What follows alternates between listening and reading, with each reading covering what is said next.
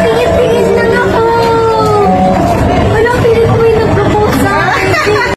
Tuwang-tuwa at di inasahan ng kapamilya aktres na si Andrea Brillantes na makatanggap siya ng napakagandang singsing mula sa CEO ng Elvena Drake Dustin. Do you like it? Got married. She said yes. Napakaganda at makikitang super slim na ni Andrea ngayon habang nasa dressing room naghahanda at kakatapos lang niyang make-upan ng kanyang glam team. Nakikita mo yung niya pagka may camera na. Pero yung tsura niya sa camera, Ganda.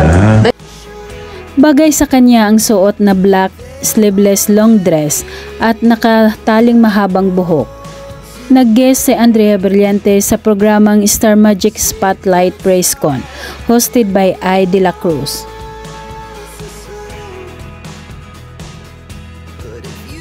Pinakilala ni I. De La Cruz si Andrea Brillantes sa mga manonood bilang Top 1 Most Beautiful Faces 2024 ng TVC Candler.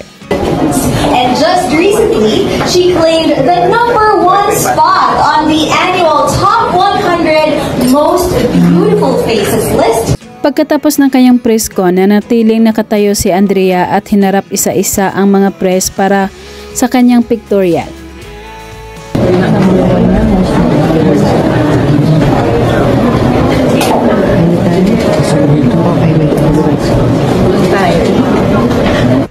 Sa ibang ganap naman ng dalaga, super relax lang itong nakaupo habang inaayusan para sa kanyang susunod na mga pictorial.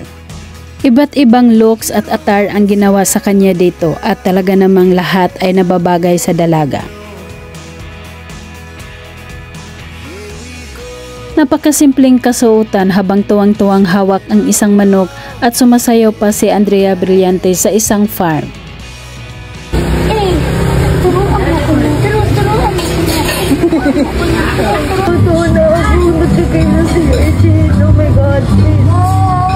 Habang nasa restaurant sila, sinubukan ni Andrea na magdrama at kunwari umiiyak. Napahanga ang kanyang mga kasamahan dahil ang bilis nito mapaluha ang kanyang mga mata. 1, 2, 3, action. Ay, grabe. Niluha. Talaga naman napakahusay na artista ng batang CEO na si Andrea Brillantes. Napahanga ang kanyang mga kasamahan sa restaurant na naging kasama niya. Dalawang taon na ako nagkikray ng Galing. Okay na ba, guys?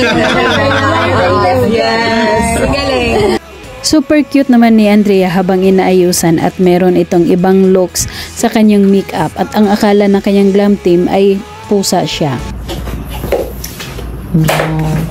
Hindi naman meow to eh. Ay, hindi ba meow? Hindi ko alam paano.